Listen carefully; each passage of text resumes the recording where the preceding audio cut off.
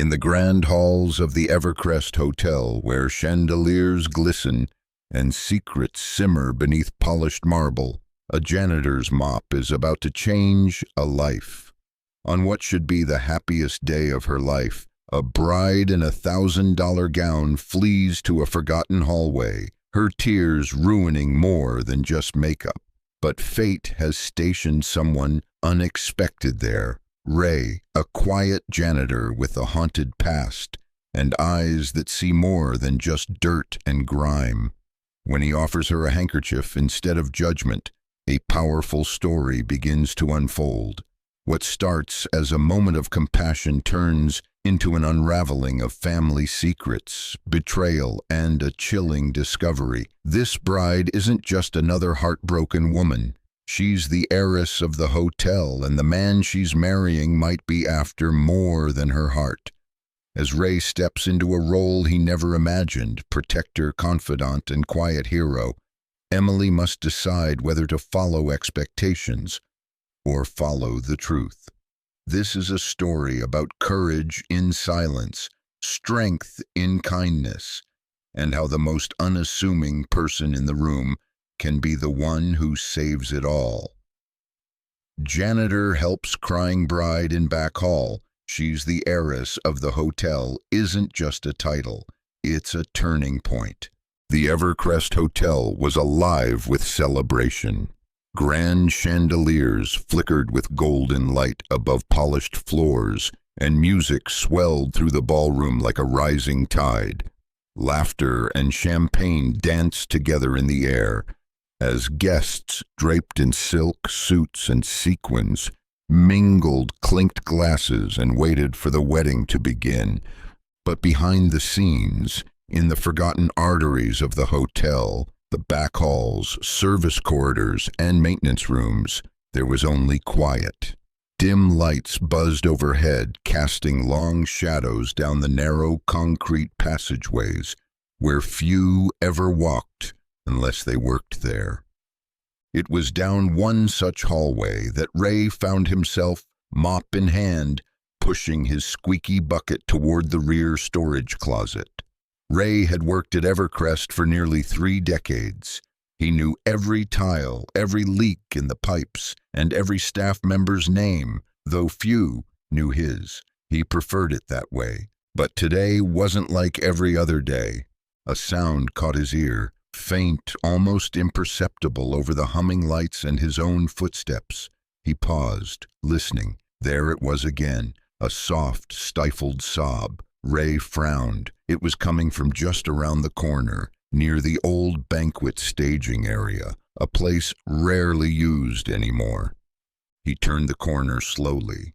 Sitting on a wooden crate, her back hunched and veil drooping over her face, was a young woman in a wedding dress.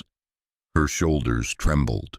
One satin glove was pulled off and clenched in her lap, the other hand shielding her eyes as tears streamed down her cheeks. She didn't notice him. Ray stood still for a moment, uncertain. He wasn't used to intruding on people, especially not guests, but something about the way she curled into herself, as if trying to disappear inside the layers of tulle and silk, told him this wasn't a woman throwing a tantrum. This was someone truly hurting. He cleared his throat gently. She flinched, lifting her head, startled. Her mascara had run in long black streaks, and her eyes were red-rimmed. "I'm sorry, miss," Ray said quietly, his voice low and warm. "Didn't mean to scare you, just heard something." The woman blinked, trying to compose herself. "I didn't know anyone came back here." Ray offered a small smile. "Hardly anyone does, just me, mostly." "Ray." He nodded politely. "I clean up the corners nobody sees." She gave a faint, humorless chuckle. "Figures, that's where I'd end up." He glanced around and, without asking, gently set down his mop, reached into his pocket, and handed her a neatly folded handkerchief, real cotton, soft and clean. She hesitated before taking it. "Thank you."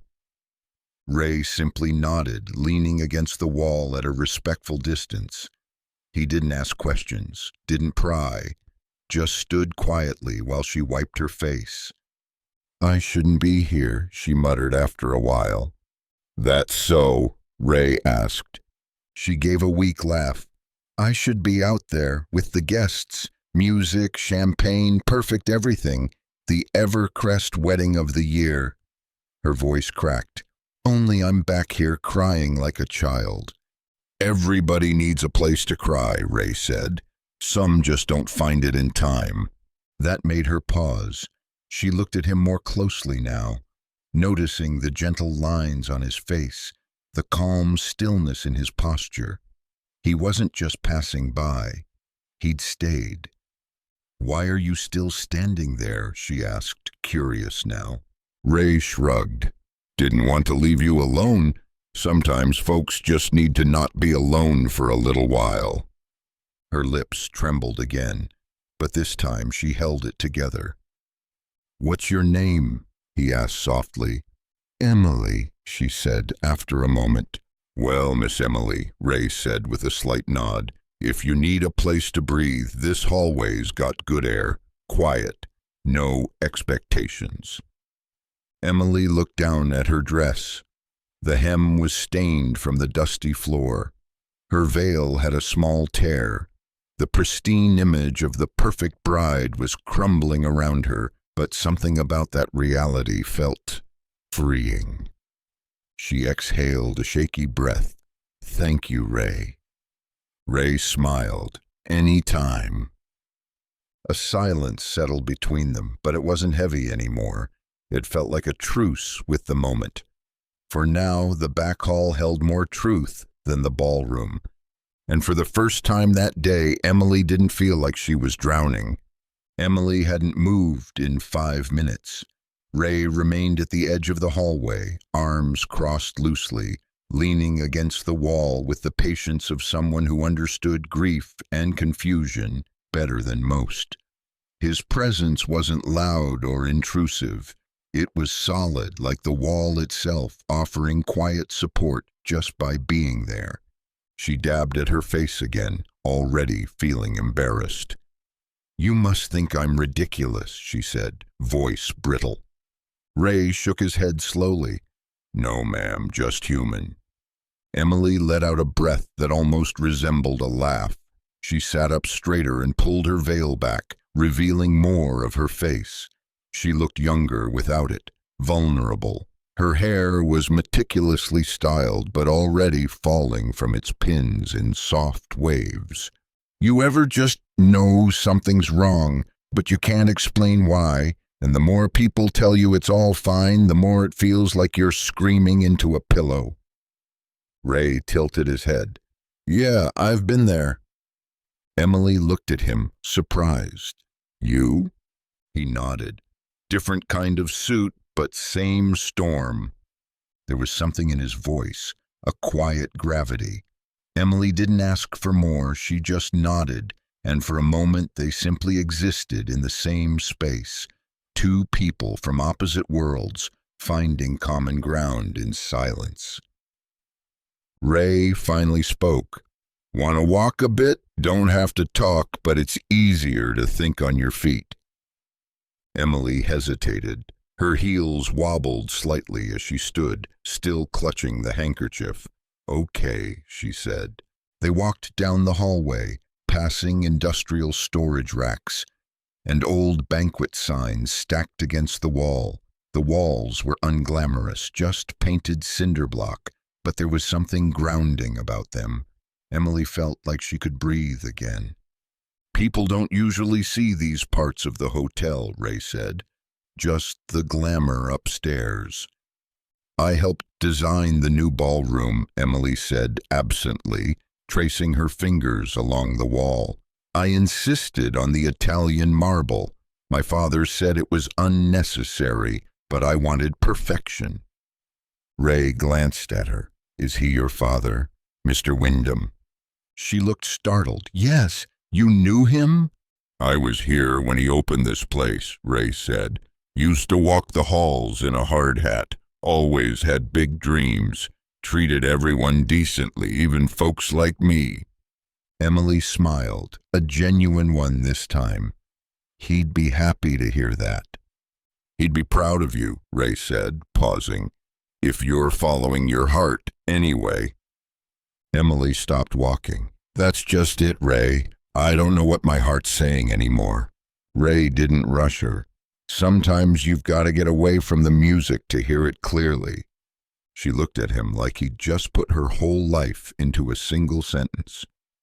Emily and Ray found an old service stairwell and sat on the bottom step. Emily's heels dangled over the edge, discarded beside her. Her toes ached, but that wasn't the real reason she'd taken them off. She needed to feel something real. The cold concrete under her feet was real. "My fiancé, Victor," she said, after a long silence. "He's everything I thought I wanted. Ambitious, polished, from a powerful family. My parents loved him. My friends said we were perfect." Ray didn't respond. He just listened. "But he doesn't see me," she added. "Not the real me. He sees a future, a business merger, publicity." She folded the handkerchief in her lap like it was a puzzle. "2 weeks ago, I found a message on his tablet. He'd left it open. It wasn't even password protected. The email was about finalizing documents for Wyndham Estate access, sent to someone I didn't know." Ray frowned, but said nothing. "I confronted him," Emily continued. "He said it was for legal logistics, prenuptial clarifications, but it didn't sit right. And since then, I've just felt like I'm suffocating in a dress I picked out to impress people who wouldn't know if I was truly happy or not." Ray finally spoke. "Why didn't you leave sooner?" Emily looked at him, haunted. "Because part of me thought maybe I was just scared, that I'd mess up a good thing because I've got cold feet, or that I'd disappoint everyone."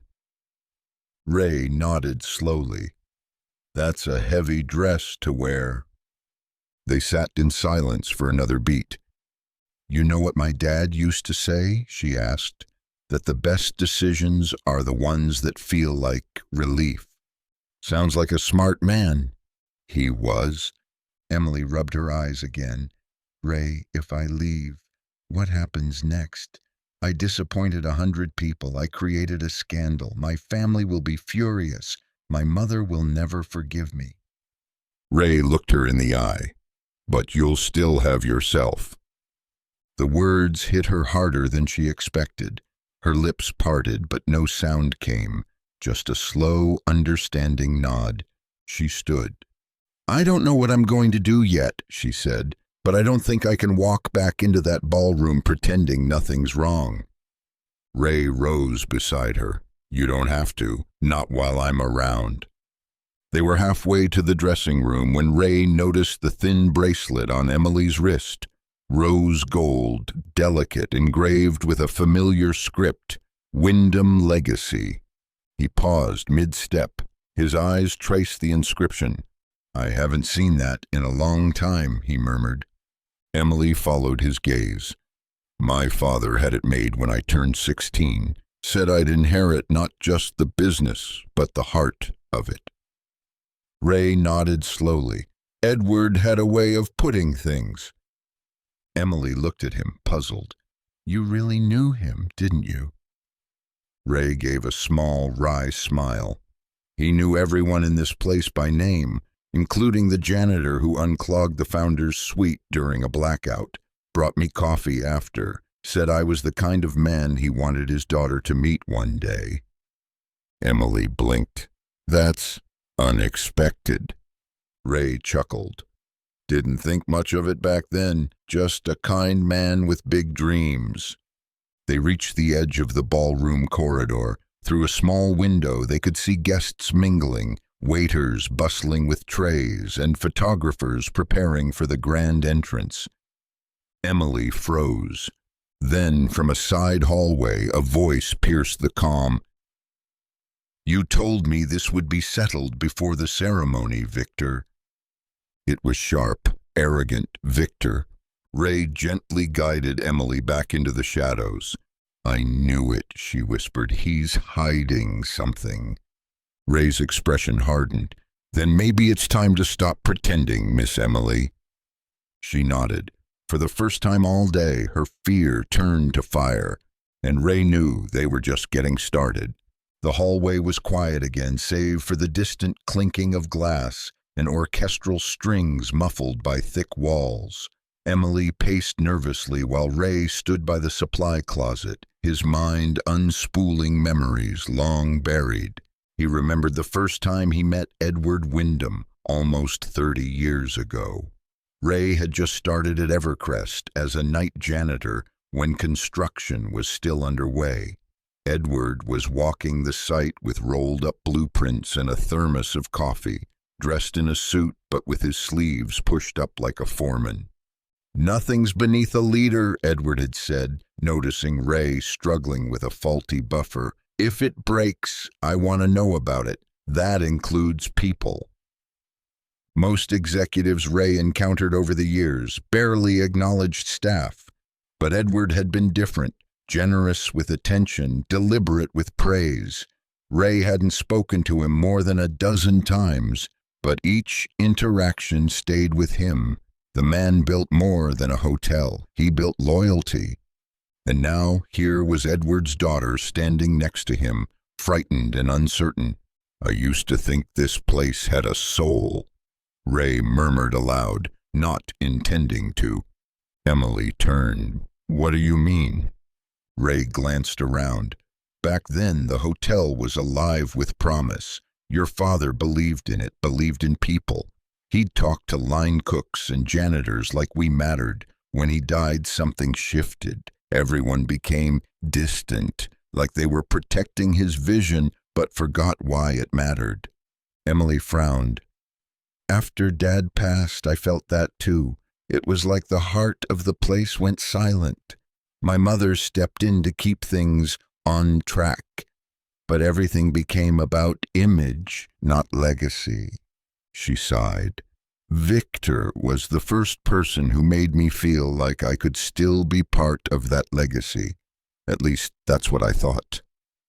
Ray looked at her seriously. "Miss Emily, I've seen folks chase money pretending it's love, and I've seen others walk away from everything to protect someone they cared about. Both leave marks.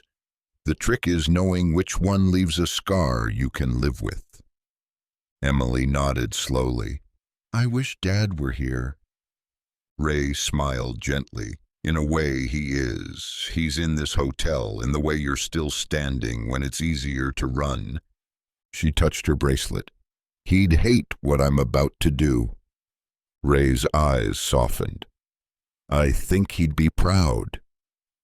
Together, they walked down the maintenance stairs, Emily in her once perfect wedding dress, and Ray, mop bucket forgotten, by her side. The stairwell led to a hallway parallel to the ballroom, a corridor meant for staff to discreetly service high-profile events. Through frosted glass panels in the doors, Emily could glimpse the opulent gold leaf decor and her guests, unaware of her absence. But another voice filtered through the air. "Victor?" He was in one of the side conference rooms, speaking sharply on a phone. Emily and Ray stepped closer, staying behind a column out of sight.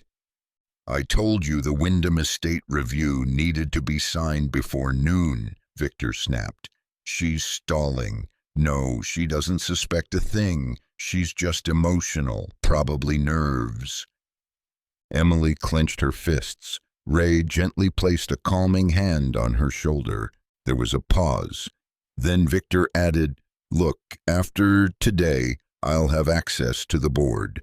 The family won't be able to block anything once Emily's shares are committed. Just get the transfer docs ready by Monday." He ended the call and adjusted his cuffs, all charm and poise, as he stepped into the hallway. Emily turned away, her back against the wall, breathing shallow. "He's using me," she whispered, timid. "He was never going to marry me. Not really. I'm just a key to the vault." Ray watched her carefully. "Do you want to confront him now?" She shook her head. "No, if I go out there right now, I'll cry, I'll collapse, and he'll find a way to spin it." Ray nodded. "Then we wait. You think, you plan. When you act, make sure it's on your terms, not his." Emily looked up at him. "How are you so calm?" He smiled faintly. "Because I've seen storms before. You learn to watch the clouds and not panic every time thunder hits." The hotel loudspeakers chimed gently. "Final call, guests. Please take your seats. Ceremony begins in 10 minutes. Emily straightened her shoulders. Her voice, though still trembling, was gaining conviction. "Then we don't have much time." Ray didn't ask what she meant. He simply followed her back into the quiet halls. The service elevator creaked as it descended. Emily stood in front of the mirrored interior, staring at her reflection. She hardly recognized the woman in white, eyes rimmed with red, hair falling out of its perfect chignon. She looked like a runaway ghost from her own story. The elevator doors opened into the staff basement, an industrial underworld of laundry machines, food storage, and resting quarters. Ray led her through the maze-like space toward the break room. It was empty. She sat at the table while Ray poured water from the dispenser into a paper cup. "Here," he said. "Start with this." Emily sipped, grateful. "I'm not sure what I'm doing," she admitted. "That's fine," Ray replied. "But don't pretend to be fine when you're not. That's how people end up trapped in lives that aren't theirs." She nodded slowly. "I need proof. Real proof that he's planning something illegal. If I walk away with nothing but suspicion, it'll be my word against his. And he's good with words." Ray leaned back. "Then we get proof." He opened his locker and pulled out a small black notebook, flipping through it until he found a torn receipt with a scribbled name. "I saw Victor down here last week. Not normal for guests. He met with one of the external accountants. I overheard a few things, names, codes." He handed it to her. Emily's hands trembled. The name matched the one in the email she saw. This changes everything," she said. Ray nodded. "And it's only the beginning." She smiled weakly.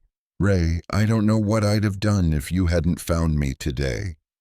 "Maybe," Ray said, "but I'm glad I did." As they sat together under the hum of flickering fluorescent lights, a plan began to form, one that would expose truth, protect legacy, and give Emily her voice back. She wasn't just a bride anymore. She was the storm. In the quiet break room, Emily stared down at the receipt Ray had given her, her mind swirling with implications. The name on it, D. Heiress, matched the contact in the email she had stumbled upon 2 weeks earlier on Victor's tablet. It wasn't a coincidence. This was the missing piece she needed. "What else did you hear?" she asked. Ray leaned forward, elbows resting on the scratched laminate table. "Just snippets. He said something about expedited power of attorney adjustments and asset redistribution. Most people wouldn't make much of it, but I've cleaned this place long enough to know when someone's up to something slick." Emily's jaw tightened. "My father's shares. If I sign them over post-marriage, Victor gets temporary control during our honeymoon. That's what the document's about. He'd gain voting power, at least until the next board session." "And by then?" Ray asked. "Too late. He could freeze my position, restructure control, force a buyout. My mother wouldn't challenge him. She already thinks I'm emotionally fragile. That's why she pushed so hard for Victor. He's polished, stable." Ray watched her, his eyes kind. "Sometimes what they call fragile is just a person who sees too much," he said. Emily took a shaky breath and sat up straighter.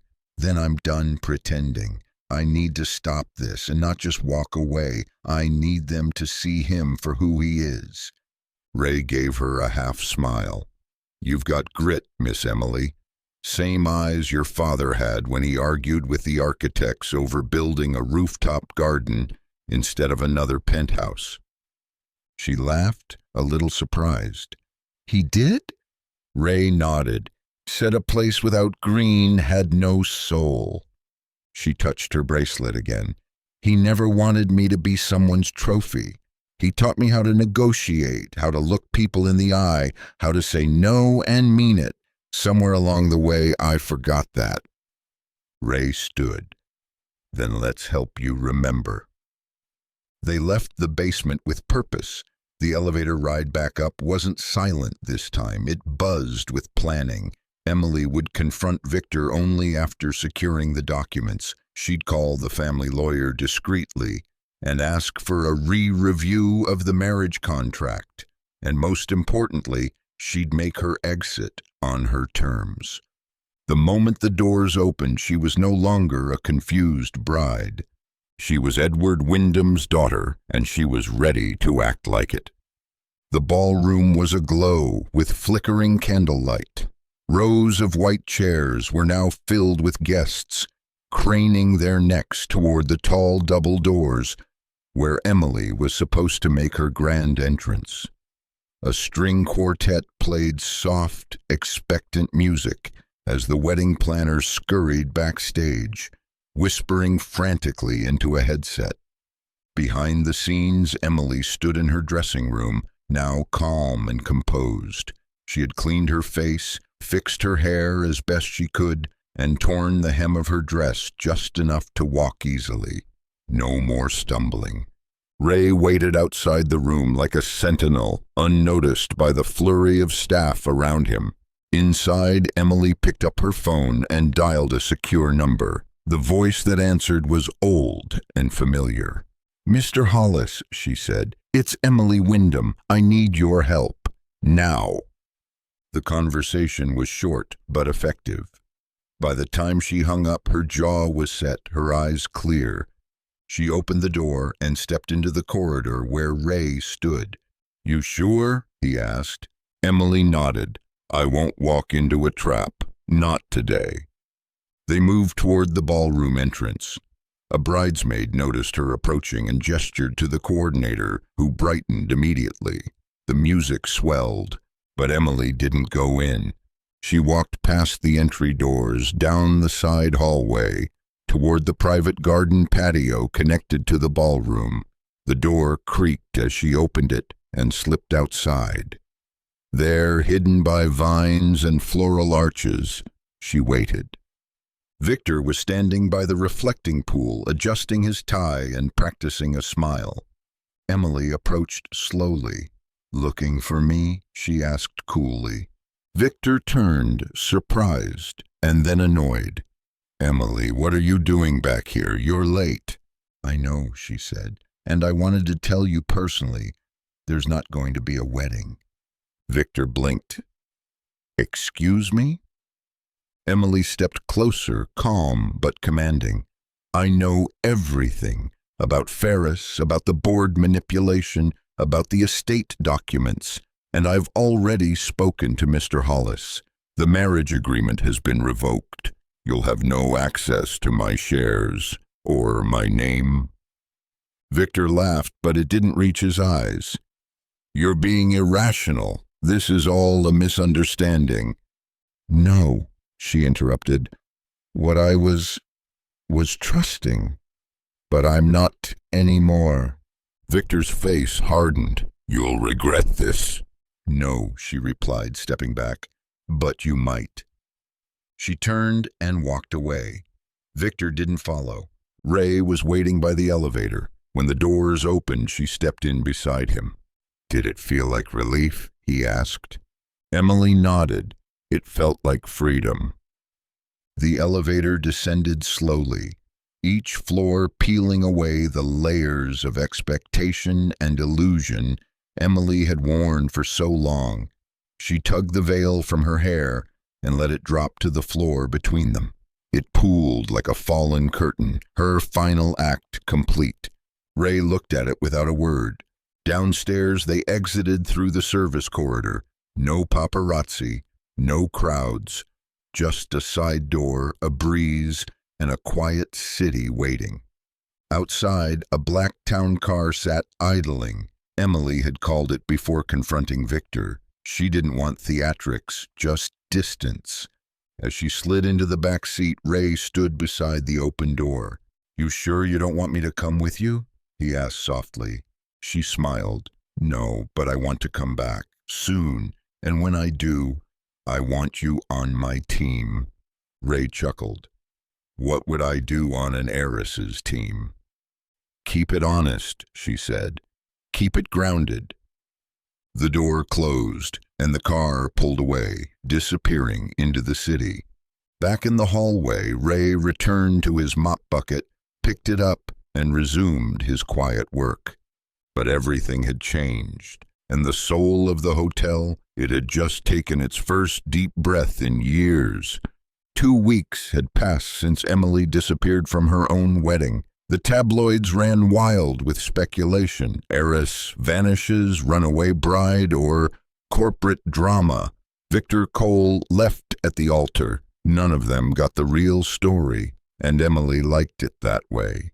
She had spent the last 14 days at her family's lake house. No makeup, no heels, no headlines. Just books, wind through the pines, and time to think. Every day she reread her father's letters, some of them business memos, some personal notes he'd tucked away in drawers, only to be found years later. He'd written like a man who wanted to teach, even when he wasn't around. On the morning of the 15th day, Emily stood on the balcony, watching the sun creep over the water. She'd made her decision. By noon, she was back in the city. The Evercrest Hotel loomed like a familiar giant, but this time it didn't intimidate her. It felt like home. She entered through the side entrance, not the front, not the grand archway, but the same path Ray had taken every day for decades. It felt right. The lobby staff stood at attention, startled by her presence. They hadn't seen her since the wedding that never was. "I'm here to see the general manager," she said calmly, "and tell the board I'll be joining today's session as an acting Wyndham partner." She caught their stunned expressions and offered a soft smile. "Also, could someone find Ray for me?" Upstairs in the executive boardroom, Emily's entrance silenced the room. Her mother, elegant as always, sat at the head, surprise flickering across her face. "I'm not here to fight," Emily said. "I'm here to lead." She took the vacant seat that once belonged to her father. Later that afternoon, Ray walked into his janitor's closet to find a fresh uniform folded neatly on a chair. But it wasn't the usual gray shirt and slacks. It was navy, trimmed in gold, with a name tag that read, "Raymond C., Guest Relations Consultant." Next to it was a note written in her handwriting. "Every hotel needs a heart. You've always been ours. Emily." The following months brought quiet transformation to Evercrest. Gone were the superficial marketing campaigns that emphasized exclusivity and luxury alone. Emily's leadership brought in a new vision, one that valued stories, community, and legacy. Ray was no longer sweeping floors unseen. He had an office now, though he rarely used it, and a staff who sought his advice regularly. Guests found themselves speaking to a man who remembered their names, their favorite coffee orders, even the songs they'd danced to at weddings held decades earlier. Word spread.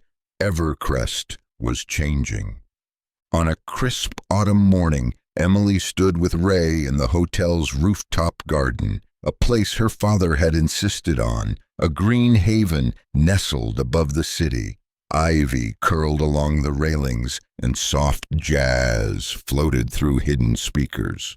"We've approved the expansion project," Emily said. A new wing, conference halls, more suites, but I want part of it reserved. Ray raised an eyebrow. For what? A museum of sorts, a heritage floor, photos, letters, old service uniforms, memories, the soul of the hotel. Ray smiled. Sounds like a place worth visiting. It'll have your story in it too, she added. He laughed. Not sure anyone wants to read about floor wax and mop handles. They will, she said, because they'll see what real foundations look like. Down below, the lobby hummed with activity. New hires, familiar guests, staff working with pride. There was something electric in the air, like the possibility of returning, and through it all, Ray remained a constant, a quiet symbol of integrity. A year later, on the anniversary of the almost wedding, the Evercrest held a private event. Not a ball or a gala, but a staff celebration. Emily stood on stage in the newly renovated atrium holding a plaque. This, she said, is for the man who saved not only a bride, but the spirit of this hotel. He reminded me that legacy is not built in boardrooms, but in hallways, service closets, and silent acts of kindness. She turned to Ray, who stood in the crowd wearing a tailored suit that he'd reluctantly agreed to. Come up here, she said with a grin. He shook his head modestly. I'm fine right here. But the crowd insisted. Applause erupted. Slowly, Ray stepped forward. Emily handed him the plaque. It read, "In honor of Raymond C. For quiet courage, unwavering loyalty, and seeing people when no one else did. Legacy begins with the invisible things." Ray said little, just a soft thank you, before turning back to his peers. Later that evening, when the crowd had dispersed, he returned to his usual hallway, the one where he first found Emily crying. It was quieter now, polished and clean, but on the wall something new hung, a brass sign he hadn't seen before. He leaned in to read. This is where the story changed. He smiled. No spotlights, no parades. Just a mop, a memory, and a man who had helped a lost heiress become a leader. And as Ray walked away, the hallway echoed with the soft rhythm of his footsteps, the sound of a quiet hero still at work.